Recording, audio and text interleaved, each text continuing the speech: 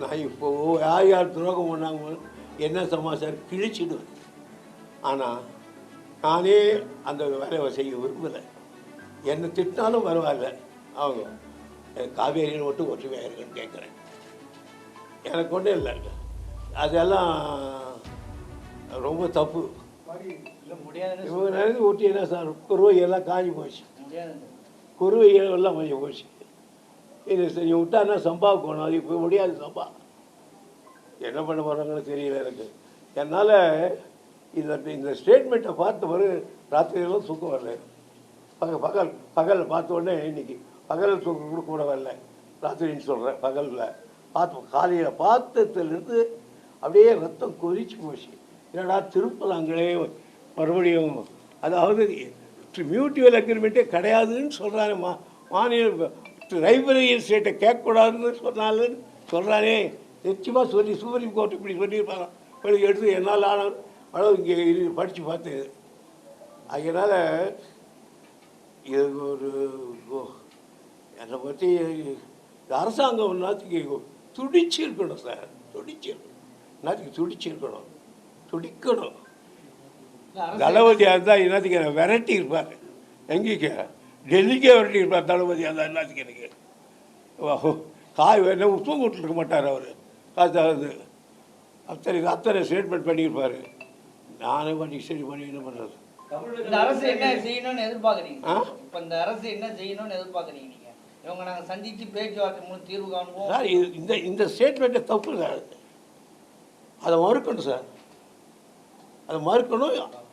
அதுக்கு ஆதாரத்தை கொண்டு போய் காட்டி, நான் சொன்ன மாதிரி எடுத்து காட்டி பாரு, சுப்ரீம் கோர்ட் சொல்லியிருக்குது, நீ இல்லைன்னு சொல்கிறியே அப்படின்னு நிச்சயமாக ப்ரிவிலேஜ் மோஷன் கொண்டாடணும். அந்த மந்திரி மேலே நானாக இருந்தேன்னா உள்ள ப்ரிவிலேஜ் மோஷன் கொண்டு வருவேன். சப்ரஸிங் தி ஃபேக்ட்ஸ், உண்மையை மறைக்கிறார். சப்ரஸிங் ஃபேக்ட்ஸ், உண்மை மறைக்கிறார். ஆகையினால it is a privilege. That is the rules of the assembly. என்ன செய்ய போகிறாங்கன்னு தெரியல எனக்கு. யாராவது ஒருத்தர் ப்ரிவிலேஜ் மோஷன் கொடுக்கணும், இதை படிக்கணும். 4 வால்யூமாக இருக்குது, 7 வால்யூம் அது படிக்கணும். மத்திய அரசு மேல கோபப்பட வேண்டிய தற்போதைய அரசு இந்த விவகாரத்தை வந்து திமுக மேல திசை திருப்புறாங்க. அதாவது அந்த அமைச்சர் ஒருத்தர் சொல்லி இருக்கிறாரு, காவேரி விவகாரத்தில் திமுக செய்த துரோகம் முன்னாள் அமைச்சர் துரைமுருகன் அவருக்கு மனசாட்சிக்கு தெரியும். காவேரி விவகாரத்தில் அவங்க துரோகம் செஞ்சிருக்காங்க. நான் இப்போ யார் யார் துரோகம் பண்ணாங்க என்ன சமாச்சாரம் கிழிச்சிடுவேன். ஆனால் நானே அந்த வேலையை செய்ய விரும்பலை. என்னை திட்டினாலும் பரவாயில்ல, அவங்க காவேரின்னு மட்டும் ஒற்றுமையாக இருக்குன்னு கேட்குறேன். எனக்கு ஒன்றும் இல்லை, அதெல்லாம் ரொம்ப தப்பு. தமிழ்நாட்டினுடைய உரிமை பிரச்சனை மேகதாது.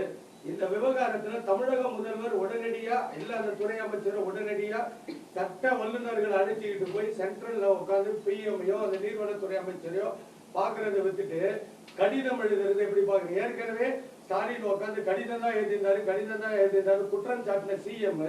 இப்ப அவரு கடிதம் எழுதிட்டு இருக்காரு. இந்த கடிதம் மூலியமா எதனா தீர்வு எட்ட முடியுமா சார்? இது நான் தான் சொல்றேன் சார், இது பெரிய பிரச்சனை சார். இது அது ஒருத்தனா செய்திட முடியாது சார். 4 பேருடைய யோசனை வேண்டும் சார்.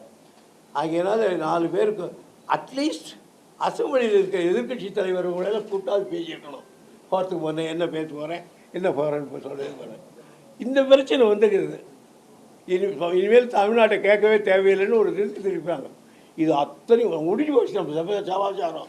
அத்தோட இந்த deputy chief minister deputy minister ஸ்டேட்மெண்ட்டை அவர் எடுத்துக்கிட்டாங்கன்னா நாம் க்ளோஸு. அதை வந்து எழுத்து அணிபடி மறுக்கணும். இந்த டிபார்ட்மெண்ட் என்னத்துக்கு எழுந்து நிற்கணும்?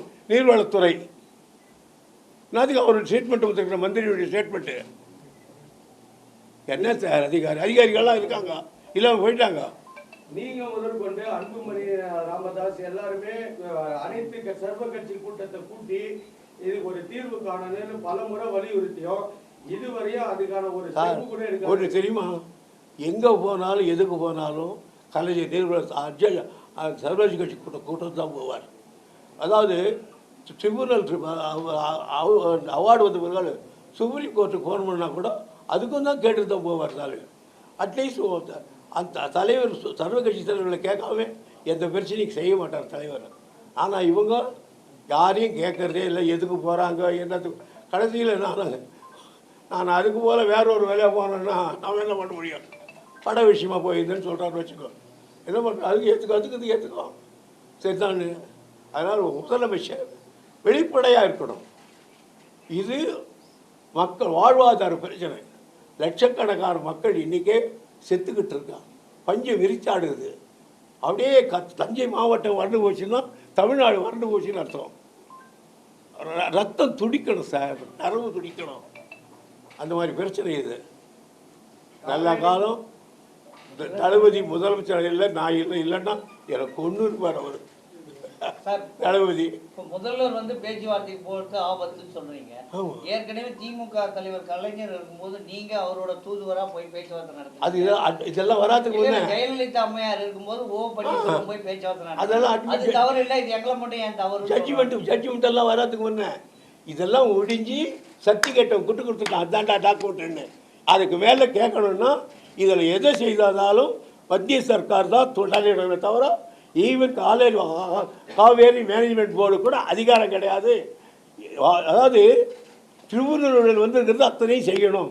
ஒரே ஒரு திருத்தத்தை தான் ட்ரிபுனல்லேருந்து அதுக்கு ஒரு சுப்ரீம் கோர்ட் திருத்தி இந்த 14.25 டிஎம்சி இவங்களுக்கு கொடுக்குறான்னு சொன்னாங்கல்ல ஒரு திருத்தம், அதை திருத்தி அதை ஒன்று தான் திருத்துறாங்க. மற்றதெல்லாம் tribunal is equal to supreme court அந்த ஆர்டர் இருக்குது. அதனால் நாங்கள் தலையிட ஓடணும்னு சொல்லிட்டாங்க. இந்த ட்ரிபுனலில் இருக்கிற ஆர்டர் தான் இன்றைக்கி இம்ப்ளிமெண்ட் பண்ணி ஆகணும். ரெண்டு பிரச்சனைகள் இருக்கு. ஒன்று காவேரி தண்ணி விடுற பிரச்சனை, இப்போ மேகதாட்டு பிரச்சனை. இப்போ நம்ம சிஎம் போய் அதில் எந்த பிரச்சனையை பேச போறாருன்றது தெளிவுபடுத்தல. அமைச்சர்கள் மட்டும் சொல்றாங்க போய் பேச போறாங்கன்னு.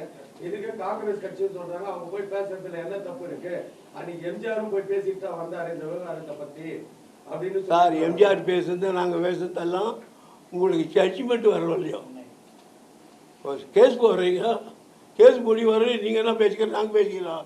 ஜட்ஜ்மெண்ட் உங்களுக்கு பட்டா உங்களுக்கு கொடுத்துட்டான், உன் பக்கம் ஜட்ஜ்மெண்ட் வந்துட்டு அதுக்கப்புறம் என் கூட பேசுகிறேன். ஜட்ஜ்மெண்ட்டை காட்டுக்கோ. ஐக்கு போய் இது மாதிரி நடத்துகிறாங்கன்னு நீங்கள் சென்ட்ரல் கவர்மெண்ட்டை இன்செட் பண்ணணும். சென்ட்ரல் கவர்மெண்ட்டில் இருக்கிறவங்க இது தூக்கி அதாவது காவேரி மேனேஜ்மெண்ட் அத்தாரிட்டி கூட இது இந்த ட்ரிபுனலே சுப்ரீம் கோர்ட் வரையும் மாற்ற அதிகாரம் கிடையாது. அதை செய்யக்கூடிய சென்ட்ரல் கவர்மெண்ட்டு கொண்டு சென்ட்ரல் கவர்மெண்ட் தான் இம்ப்ளிமெண்ட் பண்ணணும். ஒருவேளை மத்திய அரசு கர்நாடகா தேர்தலை மனசில் வச்சு அவங்களும் இதுக்கு சாதகமான போக்கை கையில் எடுக்கிறாங்க. இதில் எதில் ஒன்றும் போக்கு காட்டலாம் சார். மக்களுடைய வாதார பிரச்சனையில் போக்கு காட்டக்கூடாது சார். மக்களுடைய வாதார பிரச்சனையில் போக்கூடாது. எந்த கட்சியாக இருக்கட்டும் அதை பற்றி நான் கவலைப்படல. மக்கள் வயிற்று பிரச்சனை இது.